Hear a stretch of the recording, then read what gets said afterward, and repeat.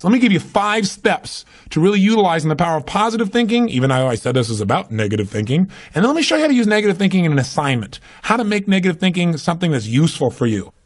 So step number 1, decide to develop the habit right now, the habit of focusing on what's right in your world instead of what's wrong. The habit of focusing on what you do have instead of what you don't have in a situation. And as basic as that is, and as well as you know it, you've got to make it a habit. Because those habits form the chain of your ultimate character, of who you become and how you end up living your life. We've got to condition ourselves, because if we don't, we'll go back to the automatic state that most people live in today's society. The way to develop the habit is to go on a mental diet. I did this several years ago. As positive as I was going through unbelievable pain at the time. I'd had some major disappointments, some frustrations. I felt like I'd given it all.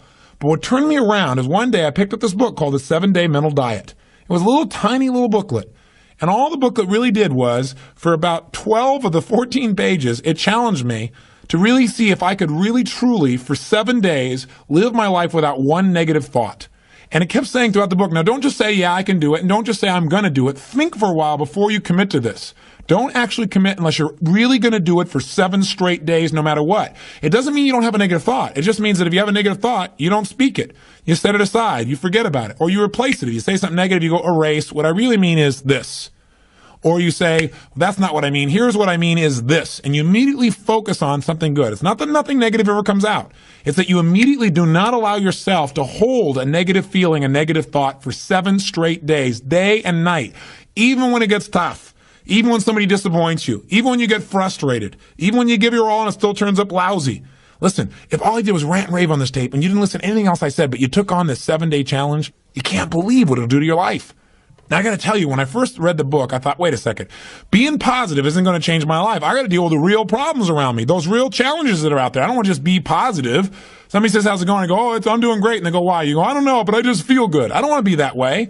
I want to be real. I want to be on top of things. But you know what? I thought, wait a second. I can be positive about solutions. I can still notice that there's some challenges out there without being negative about it. I can look at the challenges and say, okay, here's what's good about this. Here's how we can use this. Here's how we can turn this thing around. And continue to focus on that. So I took on the challenge for 7 days, changed my life. Now, by the way, one of the keys is you have to have 7 straight days of being absolutely positive. Not one negative thought, not one negative expression that you hold on to. Got to let go of it immediately. If you do not do this, if you're 3 days into it and you do well, and then you have a bunch of negativity, you got to start over. And you know what? After you go about 4, 5, 6 days in a row doing really well, something major negative is going to happen. How's that for some positive programming? But what it is a test to see how committed you really are. I'll tell you something. After 7 days, you feel like a different person. People around you respond to you like you're different as well. All you want to do is establish the habit of noticing what you do have instead of what you don't have. Noticing what's great about a situation versus what's not great. Focusing on solution instead of problems. That's what changes your life. Here's key number 2. Instead of judging yourself and others, decide, remember these are decisions, decide right now to become curious instead of judgmental. But remember, when you find fault in other people, when you start noticing constantly how they've wronged you, how this person is not good enough, or they're too egotistical, they're too proud, or they don't really care about people, as soon as you start judging other people, you just got to remember something.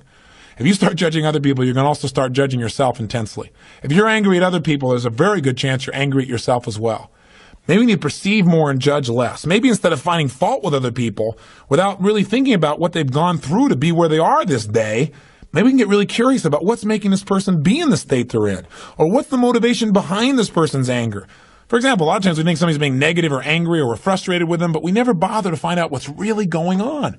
I know myself, I was at a party recently and I fell prey to this. There was a woman who came to the party. Everybody behind her back was talking about how unbelievably egotistical this woman is, how negative she was.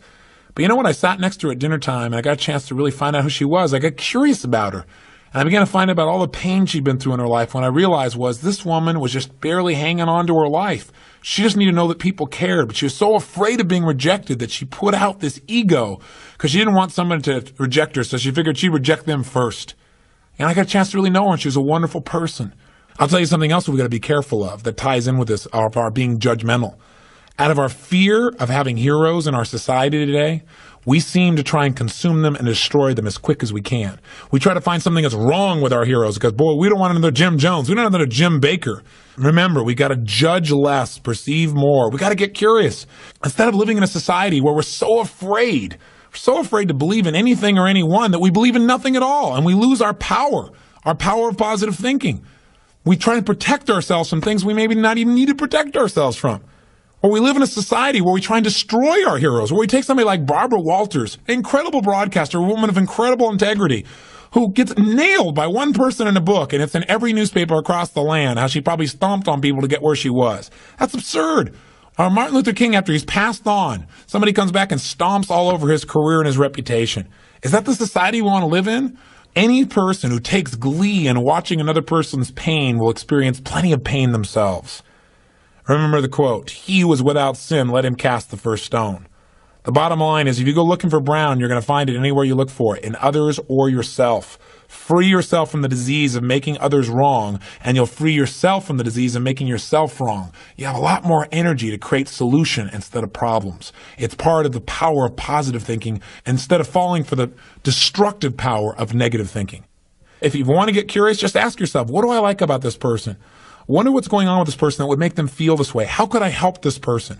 As you ask these kinds of questions, you may learn something about how human beings operate, about their motivations, maybe even some things about how to support yourself as you try to support others.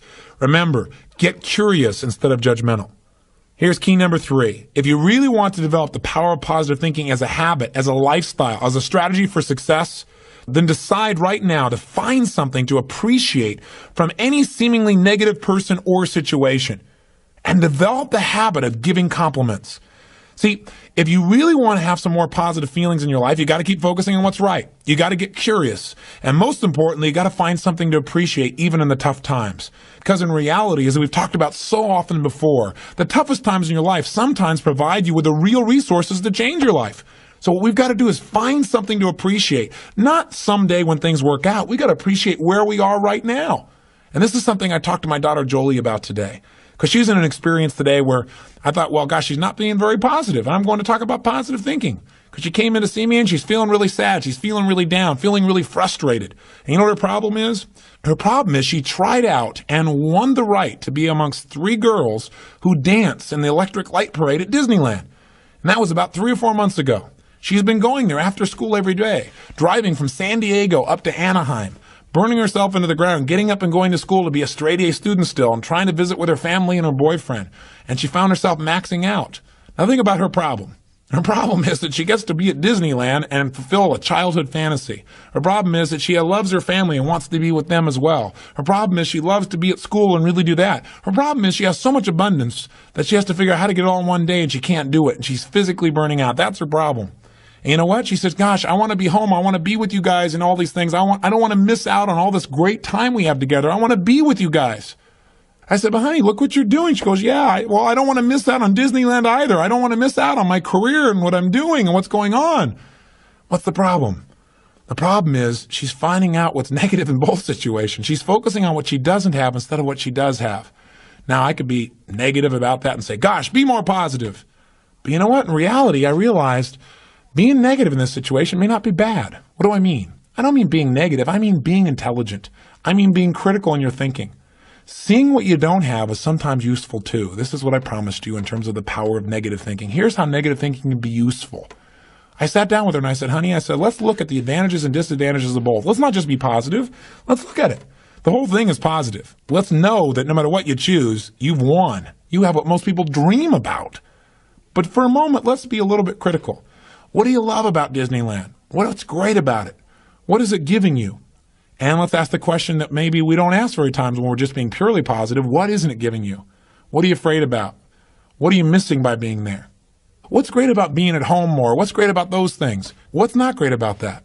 Be honest. If you were there, what might happen that's not good? What might you miss out on? And you know what? By getting her to use both positive and negative thinking, or to be more accurate, positive thinking and some critical thinking, looking at what isn't there for the moment, what she is missing out on, and allowing that pain to motivate her, she was able to clarify what's most important in her life and what's the best way to do that.